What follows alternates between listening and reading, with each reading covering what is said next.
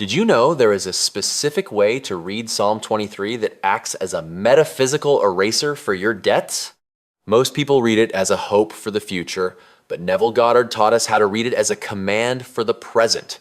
Right now, your financial reality is telling you a story. Bills pile up, credit cards max out, the phone rings with collectors, and somewhere deep inside you're asking, where is my shepherd? Here's what you don't know yet. The shepherd isn't coming. The shepherd is already here. Neville Goddard spent decades decoding this ancient text, and what he discovered will collapse everything you thought you knew about debt, provision, and divine supply. In the next few minutes, you're going to learn why the valley of the shadow exists in your bank account, why your cup has been empty, and how to prepare a table of abundance in the presence of every enemy who said you'd never make it. This isn't religion, this is metaphysical engineering. And it starts with one radical claim. I am is the shepherd. Not was, not will be, is. Let's start with brutal honesty. You've prayed before. You've asked for help. You've read Psalm 23 hoping for relief, and the bills kept coming anyway. Why? Because you read it like a beggar reads a menu. You admired the feast, but never sat down to eat. Neville Goddard understood something most spiritual teachers miss entirely. Scripture is not prophecy. It is instruction. When David wrote, "The Lord is my shepherd, I shall not want," he wasn't making a request. He was making a declaration from an already occupied state of consciousness. You've been reading it wrong. You've been saying, I hope I will not want. You've been reading it as a future possibility instead of a present fact. And that's the exact reason your debts are still breathing. Here's the brutal metaphysical truth Neville revealed. Your consciousness is the only shepherd that matters. Not your job, not the economy, not your parents' inheritance. Your imagination is the creative power that either leads you to green pastures or keeps you circling the same valley of lack. Every time you look at a bill with fear, every time you check your balance with anxiety, every time you say, I can't afford this, you are shepherding yourself directly into debt. You are the creator of your financial experience. And right now, you're creating from the wrong state. Debt is not a punishment from above. It's not karma. It's not bad luck.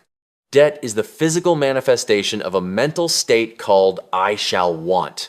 It's the crystallized form of doubt, fear, and the belief that supply comes from outside sources instead of from within. Neville taught that the outer world is nothing but a frozen mirror of your inner conversations. If your internal dialogue is, I don't have enough, then the universe has no choice but to reflect that back to you in the form of empty accounts and mounting bills. The shepherd you've been waiting for is the version of yourself who already lives in the state of abundance. And here's the secret David knew. That shepherd is available right now. Let me show you what's actually happening. When you read "The Lord is my shepherd" while feeling broke, you create a split consciousness. Your words say one thing, your feeling says another. And feeling always wins. Neville Goddard said it perfectly. Feeling is the secret. You can recite Psalm 23 1,000 times, but if you feel poor while you're saying it, you're praying from poverty consciousness, and poverty consciousness can only produce more poverty. The psalm isn't a magic spell, it's a map to a specific state of being, and you have to actually go there. Neville Goddard told a story that changes everything. A woman came to him drowning in debt. Collection agencies, late notices, the humiliation of poverty pressing down on her every single day. She had prayed, she had asked. She had begged the universe for relief. Nothing changed. Neville looked at her and said something shocking. Stop asking for money, you already have it. She thought he was mocking her, but he wasn't. He was revealing the core principle that would later transform thousands of lives. He told her to go home and do something radical. Before sleep, she was to feel the reality of debt being completely gone. Not hope for it, not wish for it, feel it as an accomplished fact. He told her to imagine opening her bank statement and seeing abundance, to feel the relief flooding her chest, to let her body relax into the certainty that it was done. And most importantly, to fall asleep inside that feeling. Because the moment before sleep is when consciousness plants seeds directly into the subconscious soil. Within weeks, her financial reality shifted. Money came from unexpected sources, debts dissolved. Not because of magic, but because she stopped being a person in debt and became a person who was free. This is the metaphysical code hidden inside Psalm 23. When David said, "I shall not want," he wasn't making a promise about tomorrow. He was occupying a state of consciousness where want does not exist. He was mentally dwelling in green pastures right now, regardless of what the physical senses reported.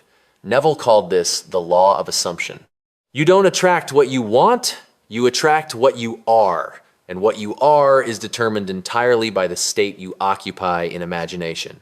Here's the part most people miss. The psalm says, "He maketh me to lie down in green pastures." It doesn't say, "He will make me," or "He might make me." It says, "He maketh me." Present tense, continuous action. This is not a future event. This is a description of what is happening right now inside the mind of someone who has identified their consciousness as the shepherd. The green pastures are not a location. They are a state. Financial peace, mental rest, the deep knowing that you are provided for. And the only way to lie down in those pastures is to assume you are already there. Neville once said, "Assume the feeling of your wish fulfilled and observe the route that your attention follows." This is the entire teaching compressed into one sentence. When you read Psalm 23, you are being given a script for assumption. You are being told exactly what state to occupy. I shall not want. I lie down in green pastures. My cup runneth over. These are not hopes. They are declarations of a present inner reality. And when you make your inner reality match the psalm, your outer reality has no choice but to conform. Now we go deeper into the valley. Yea, though I walk through the valley of the shadow of death, I will fear no evil. This line is not poetry, it's instruction. And it's the exact reason your debts are still alive. Fear is the engine of poverty. Fear is what keeps you locked in the cycle of lack. And here's the metaphysical truth Neville revealed. The valley of the shadow is not a real place. It's a mental state. It's the space between where you are and where you want to be. And the only thing that makes it dangerous is fear. Listen closely. Debt cannot survive in a mind without fear. It's impossible, because debt is sustained entirely by the emotion of lack. Every time you worry about money, you're feeding the debt. Every time you panic about bills, you're watering the seeds of poverty. Every time you feel the anxiety grip your chest when you think about your bank account, you are actively creating more of what you don't want. Neville taught that consciousness is the only reality. If you walk through the valley with fear, you extend the valley. If you walk through it without fear, it collapses. The psalm gives you the remedy. I will fear no evil, for thou art with me. Who is thou? I am your own consciousness, your imagination, the creative power within you that is shaping every single thing you experience. When you recognize that I am is with you, always, in every circumstance, fear loses its power. You stop reacting to the external. You stop letting the bills dictate your emotional state. You become the shepherd instead of the sheep. And the moment you do that, the entire valley transforms. Joseph Murphy, a student of the same metaphysical tradition, said it this way: the feeling of wealth produces wealth. Not the hope of wealth, not the desire for wealth, the feeling. Right now, in this moment, you have the power to generate the feeling of financial freedom inside your own consciousness. And when you do, the outer circumstances must shift to match. This is not belief, this is law. The inner always externalizes. The feeling always materializes. And fear is simply the feeling of its opposite. Here's what Neville would have you do right now. Sit quietly, close your eyes, and ask yourself, what would it feel like if every debt was gone? Not tomorrow, right now. What would the relief feel like? What would the freedom feel like? Can you generate that feeling inside yourself without needing external proof first? Because that's the test. If you can only feel wealthy when the money is physically there, you'll never have it. But if you can feel wealthy before it arrives, it must arrive. That's the law. Debt dies the moment you stop fearing it. The valley disappears the moment you walk through it with the knowing that I am is the only power. And Psalm 23 is the script that teaches you how. Now let's bring this into your actual life.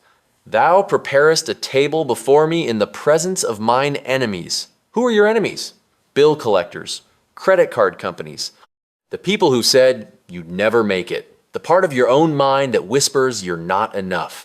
And according to this ancient text, the table of abundance is prepared right in front of them. Not after they leave, not when the circumstances are perfect, right now. In their presence, this is where Neville Goddard's teaching becomes dangerously practical. You don't wait for the debts to disappear before you claim abundance. You claim abundance while the debts are still visible. You sit at the table of wealth while the bills are still on the counter. Because the table is not physical. The table is a state of consciousness. And the moment you occupy that state, the physical begins to rearrange itself to match.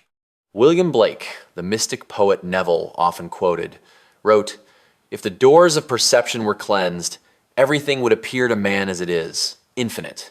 Your perception is the door. Your assumption is the key. And right now, your perception is locked on lack. You see the debt, you feel the pressure, you believe the story that you're trapped." But Blake and Neville both knew the same secret. The infinite substance is always available. The table is always prepared. You're just looking at the wrong dimension. Here's the technique Neville taught for this exact situation. Tonight, before you sleep, imagine a specific scene that implies your debts are completely gone. Maybe it's opening a letter that says paid in full. Maybe it's checking your bank account and seeing overflow. Maybe it's the feeling of relief washing over you as you realize you're free.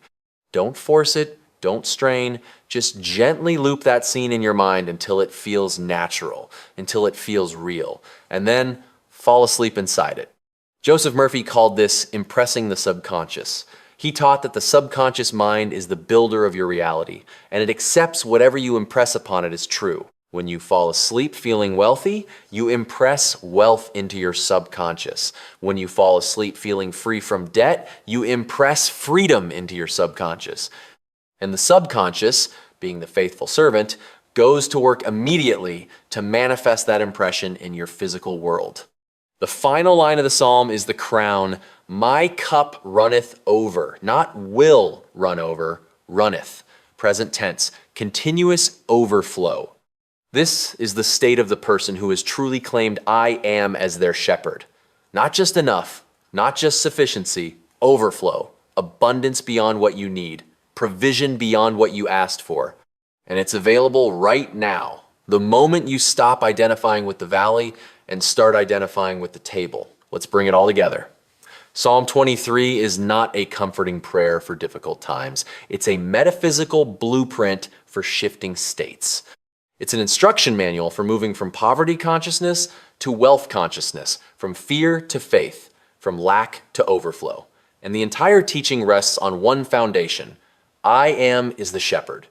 Your consciousness is the creative force. Your imagination is the power that shapes every circumstance you experience. Neville Goddard spent his life proving this principle. He taught it in churches, he taught it in lecture halls, he taught it to anyone who would listen. And thousands of people transform their lives by applying this one law. Assume the feeling of the wish fulfilled.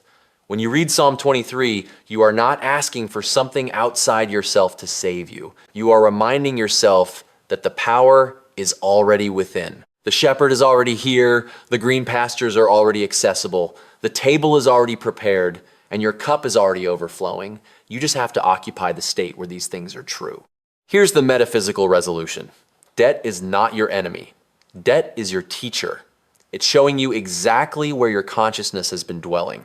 It's reflecting back the state you've been occupying. And now that you know the law, you have the power to change it. Not by fighting the debt, not by struggling against circumstances, but by withdrawing your attention from the problem and placing it entirely on the solution, by feeling wealthy before the money comes, by feeling free before the debts dissolve, by claiming the overflow before the cup is physically full. This is what Neville meant when he said, Dare to believe in the reality of your assumption and watch the world play its part relative to its fulfillment. The world has no choice. Consciousness is cause. The outer is effect. And when you shift the cause, the effect must follow.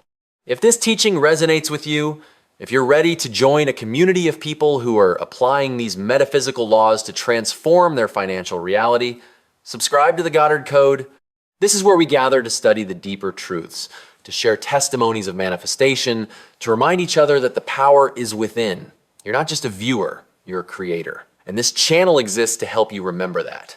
Let me leave you with Neville's own words, the ones he spoke again and again to remind us of our true nature. You are all imagination. And imagination is God. The shepherd you've been seeking is not outside. The shepherd is you. The power is you. The supply is you. Now go and claim your inheritance.